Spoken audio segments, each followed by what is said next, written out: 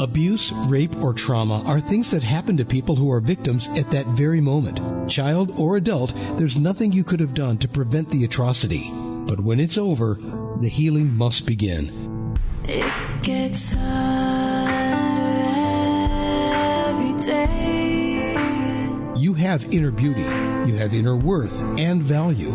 Framing your past as your past and leaving it there will help you to frame your future and lead you to the place where you belong, with a woman's soul restored.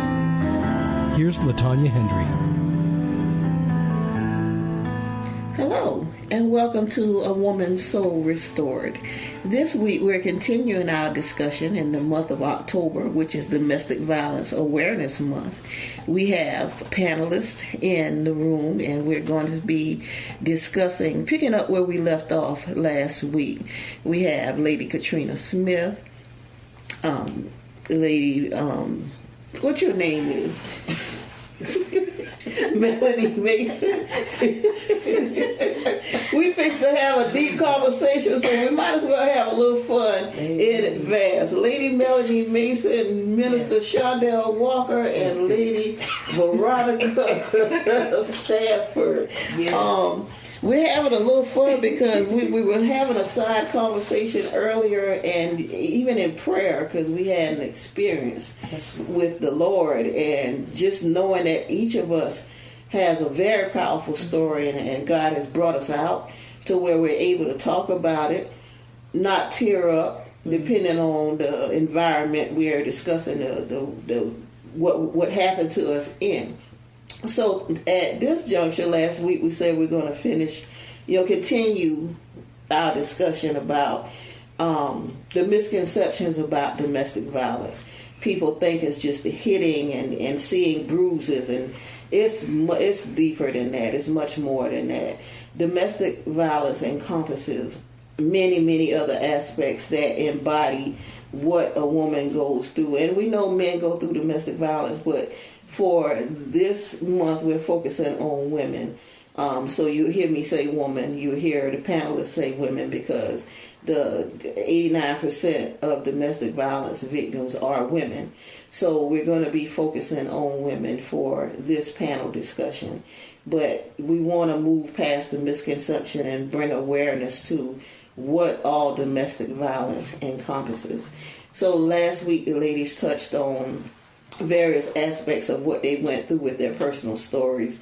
Financial was touched on, mental was touched on, many aspects, and I encourage you to go back to listen to next week if you're just listening for the first time this week. But we're going to get deeper into the conversation, so we had a little laughs and we poked around earlier, but we're going to get deep because we know a lot of women are hurting, trying to put on a front for if they have children, they don't want children to know what's going on. So they pretend and take stuff that they shouldn't be taking. They cover up in an effort to make things better in the house and make the appearance that, mommy and daddy are okay when mommy and daddy are fighting the minute they go to sleep. So I know some of our listeners might be going through this because of the emails I've received. I appreciate you all trusting me to send me your thoughts and sending me your stories. We're here to help. That's why we have a panel here. And we're just going to get right into it.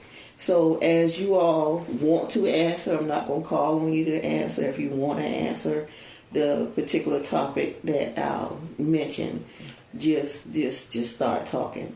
One of the things I want to address is the difference between now and maybe some years ago as far as sensitivity training with officers, which was a big thing maybe like 5 years ago when really a lot was going on with domestic violence and with women getting killed in the home and on their jobs, and it just really was getting out of hand. Personally, it's been out of hand, but more attention was being brought to it, what women endure from having to keep silent about issues that were going on in the home. So it was a focus on sensitivity training with officers, getting them to know how to respond to a call and not automatically assuming that that woman is lying, because we have had instances where women would lie on a man just to get him out the home or get him arrested or whatever. Oh, man. But yeah. But for the most part, it got to a point. Or let's touch on this: if a woman's called so many times that the officers get tired of coming to the house, what are y'all opinions on that? Me personally, I think that they should still go to check out the situation, because that one time that you don't go, that could be that time, but and then, it's almost like I don't know if y'all agree, but you know how they go there and then she changed her mind. And if I press charges, what's going to happen to him? No, I don't want to press charges. And I think now that's why they've gotten to the point they take both of them. Yeah, because, before it'll be they'll leave it alone. And I think, the more they come back, it'll be to the point where, they will, take both of them.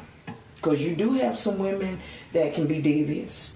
Mad at baby daddy because he don't found somebody else, or the boyfriend, or he don't want him no more, whatever the case may be.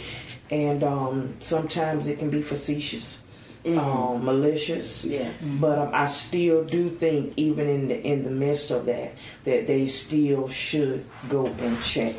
But let it be known. Okay, if this happened again, we've been out here 5 times. If this happened again, somebody's going to jail next time. Yes. So yes, exactly. That's my opinion. Thank you, Lady Veronica, for your insight.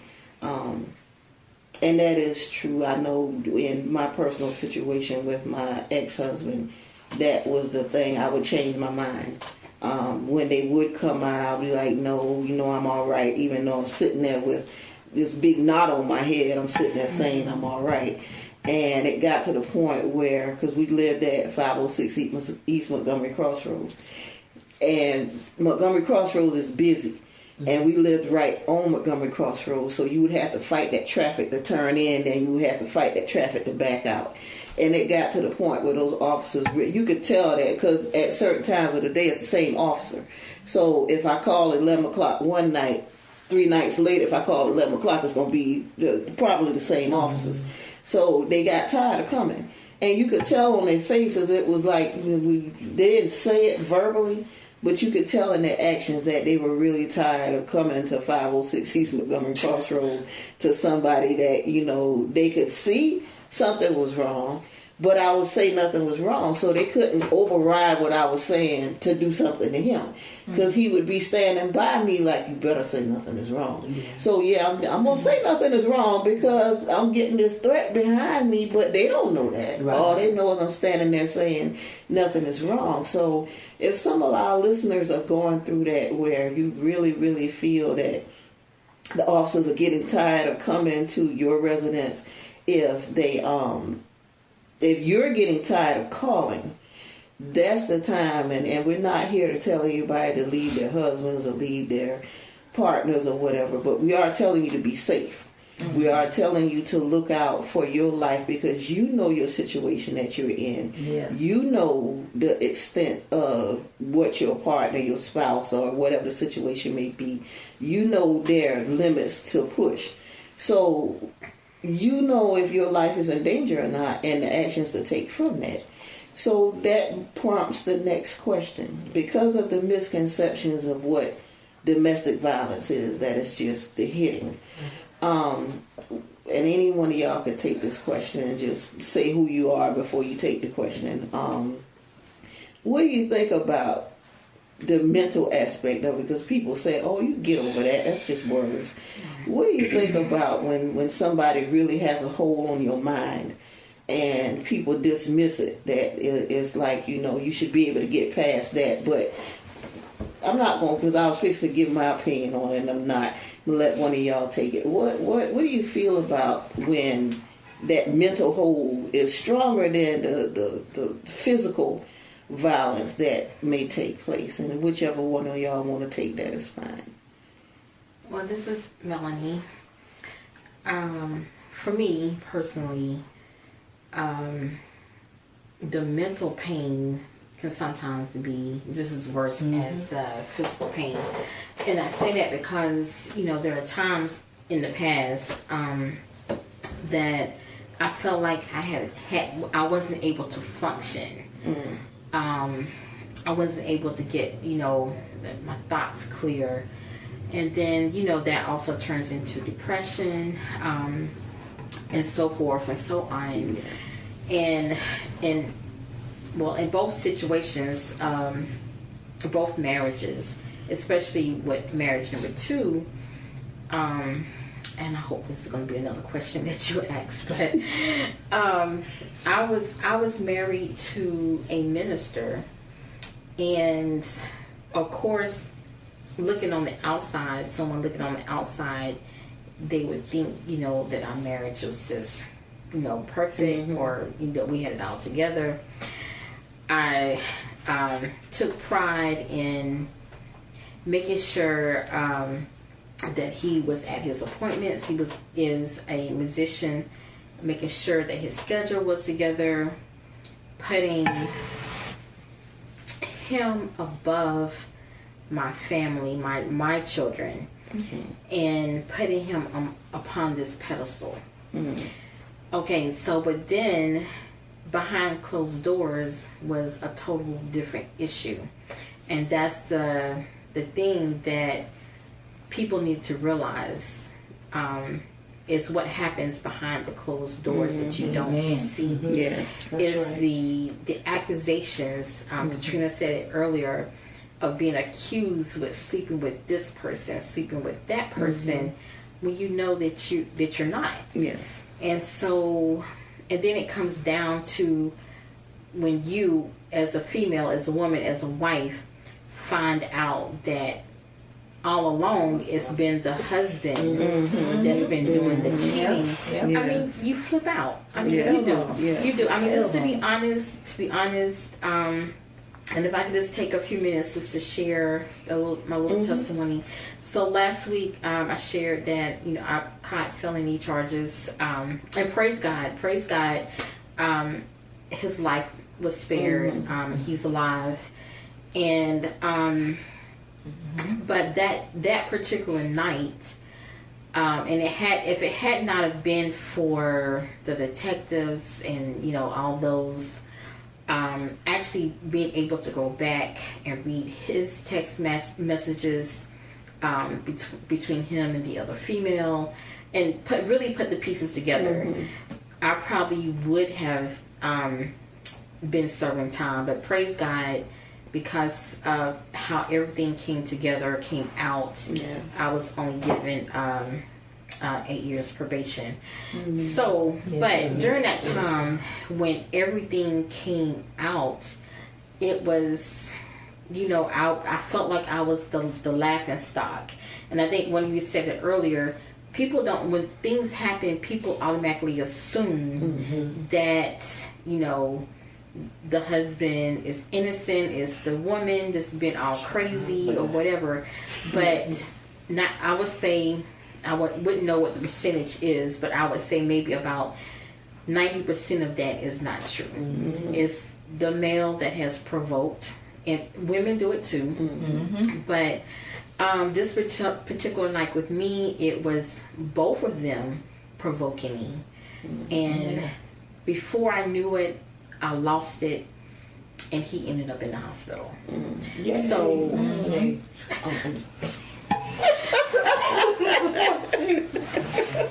yeah, listen. Well, y'all heard this was praise God. This was 10 years ago, but dealing with the mental abuse and the financial abuse, and then dealing with for years I also had to deal with what I did as far as putting him in the hospital. I had to deal with that, so that was another mental issue, a different mental issue that I had to go through. And so it's not easy. I remember last year I conducted an interview with the director of the Safe Shelter, and one of the things that I know that she said that was being implemented was the fact that when a female calls the police, they don't necessarily have to call 911. They have designated another number for a female or male to call to put and after they call, they can put in a certain code and just hang up your phone or turn off your computer, and that would give the signal to the police officers that's coming out that it is a real situation and that female wants to be taken out of the home. Okay. So I would just say whatever city or state that you're in, get with the safe shelters, see what you can do to protect your family. And Sister Veronica, you said it earlier also, one of the things that we've also realized is that most women, yes, are being threatened, and then the majority of the time, especially if they have children, it's like, well, if you call the police on me or if I get arrested, then I'm coming back for the kids or I'm coming back for you. And so the female is thinking about that. If I call the police on him, what's going to happen to my children if he come back? So I would say don't take that lightly. Don't take the threats lightly because it can happen. Yes. And then one of the things, the issues that we've had here as far as maybe domestic violence from years ago up into now, first of all, it's happening with the younger generation. Yes. And so just here in Savannah, last year we had several cases where teenagers, young men, were assaulting their girlfriends, and unfortunately several of the girlfriends died because of the violence. And so to the young ladies that are listening, or to the parents that have young daughters, this is the time to tell them, all this lovey-dovey stuff, and if you leave me, I'm going to kill myself. Don't take that for a joke. Don't. And so parents, you need to get with your daughters and sit them down and tell them this is what happens. Show them newspaper articles, whatever that they can read to show that this young man said that he was going to kill this young girl if she left him. And he did that. So, and just to chime in, this is Veronica, and with the joking thing, well, if I can't have you, no one else will, or different things like that. Don't take that as a joke, right? And I don't know if y'all have ever seen it. It was on Lifetime. It's an older movie. What's her name? Candace. No, it was called No One Would Tell. And they were in high school, and the guy, they got together, and it started off with a tug of the arm, and then he pushed into the locker. Then it was to the point, she had bruises on the arm. Then she would start wearing sweaters, and come to find out there were bruises on her back. Punched her in the back, and she really didn't tell her mom or really respected her mom because she had watched her mom date some bad guys. And so it got to the point, to make a long story short, she finally got up the nerve to break up with him. And he told her he wanted to talk to her one night, and she went with him, and make a long story short, he killed her and took her body by their summer house and put her in the pond. Jesus. Weighed her down in the pond and had one of their friends with him, but he was drunk. He thought it was a dream. And when he started remembering everything, he finally told the police. But all the kids in school, they wouldn't tell because he was, he was the quarterback, or the jock, the popular kid, had money, and just a lot of the girls, well, we didn't believe her, or we just know couples fight and everything. It's serious. So this is, for the younger women, when you see your girlfriend or your bestie or somebody and you see bruises, and they're making up excuses, or, oh, I hit the door, oh, he was just playing, he didn't mean to. You need to tell somebody, because the next thing you may be going to a funeral. Yes. That's right. Yes, exactly. Right. Exactly. I thank y'all for bringing out those points. Can I say this real quick? Yeah, go ahead. What I also want to say is, while I was married, whom I love, I was looking at the man he was that I fell in love with. Not looking at the man that he presently is. And see, that's what We do women that. do that. We do that. Yeah. We do that. And we have to come to the present and deal with it for what it is right now, so that we can get out of these situations. Instead of looking through this,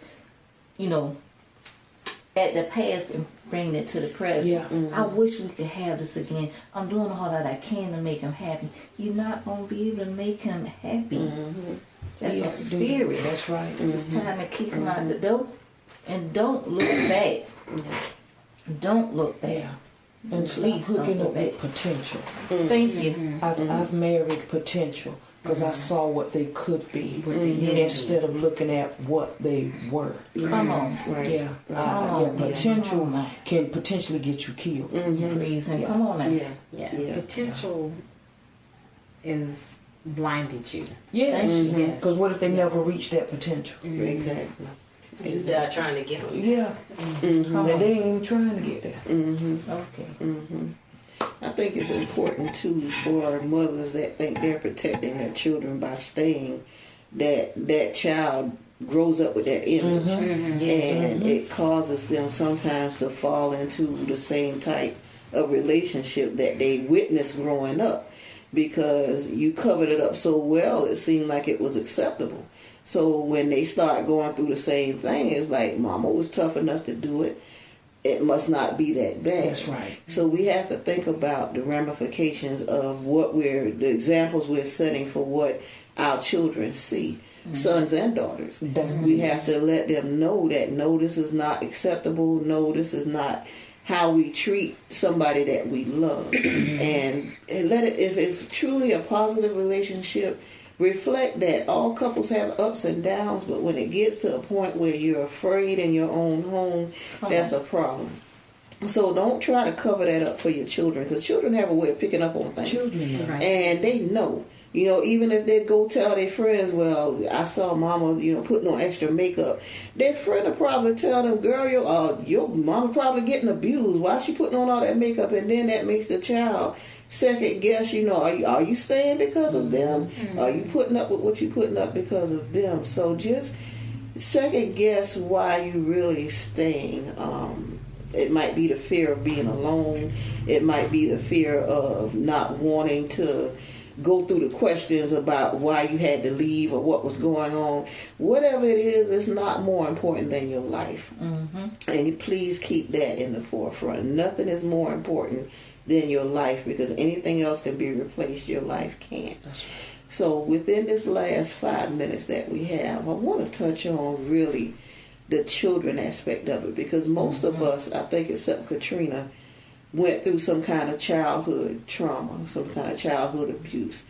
And most of the times when you go through childhood abuse, it does something to your self-esteem, to where you will put up with something when you're older, where if you had that strong self-esteem and built up within yourself, you wouldn't really put up with that. But because you went through something as a child and it kind of deflated you in a way, you kind of tend to put up with a little more and believe the negative connotations, that the words that come towards you, that you're not going to be able to get anybody else, so you might as well be here with me.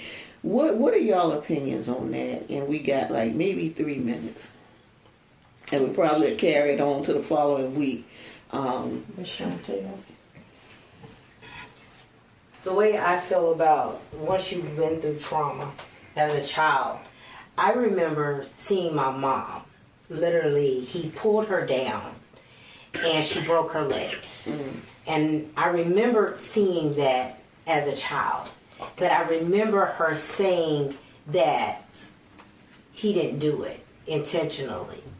But the thing about it was, he didn't do it intentionally.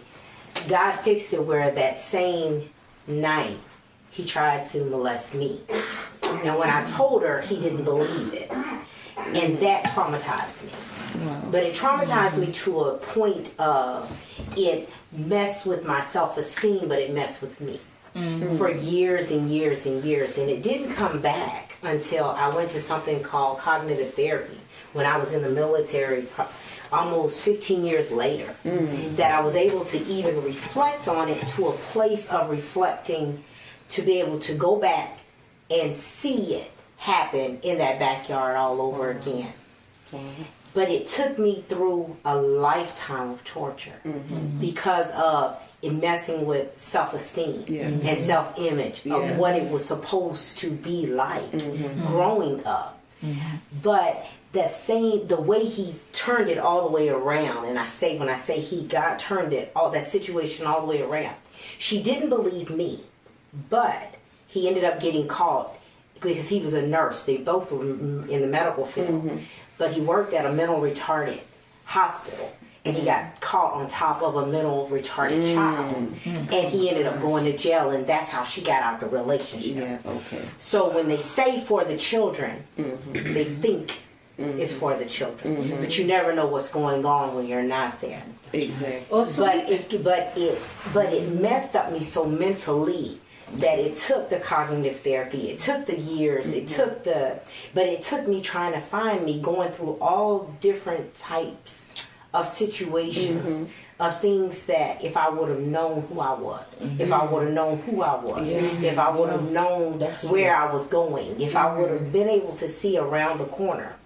So when you don't instill in your children who they are because of what he has already put in you, because you think that you're ugly, but you don't tell them they're beautiful. You think that you can't do this, so you don't build them up. You think because he said this, then okay, well, Daddy said you can't do this, so you can't do it. But why is Daddy saying no? What is really going on when you're sleeping? If anything, it would be check yourself.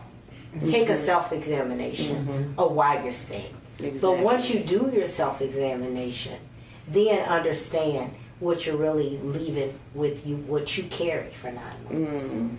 What you really carry for 9 months. Yes. Because then that's when you bring it to a real fruition of, is it worth staying or is it worth going?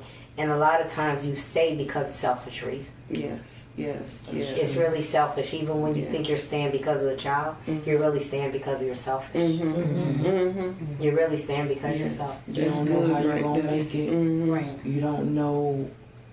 You're afraid of the unknown. You know, how am I going to make it with 2-3 kids? You know, if I leave, what we going to do? And like she said, selfish. Some women don't want the what's the word I'm looking for?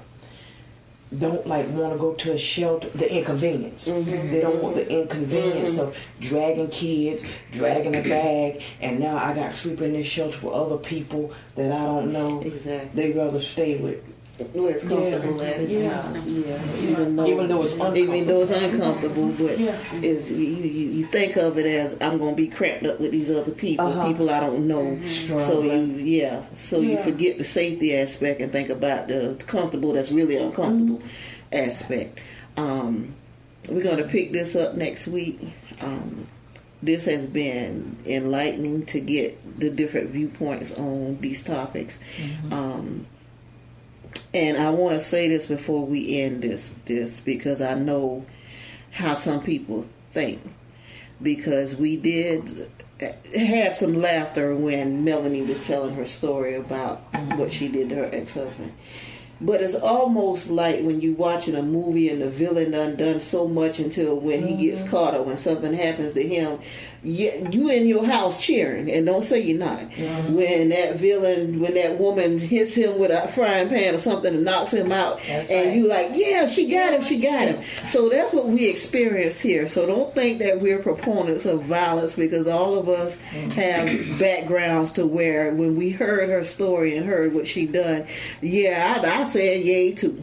We all did. So it's not because we were yaying because he got physically hurt. We was yaying because she took a stand. And even though in that moment of being in a traumatic environment, she still took a stand. And for that, we cheer her and cheer any other woman that decides to take a stand. So don't be sending me no emails about y'all cheering on violence. No, that's not what we did. Yeah. And since she said that, this is Melanie, I do want to say that I tell my story now, I tell my testimony now, so that you will not do what I did. Exactly. Awesome. So, yes. Awesome. So we thank you for listening to this second part. Join us next week for our final gathering to wrap everything up and hopefully help some people, or only if we help one person. We'll be glad if we help that one person, but we're trying to help as many as we can. So for A Woman's Soul Restored, this is Latonia Hendry. Join us next week.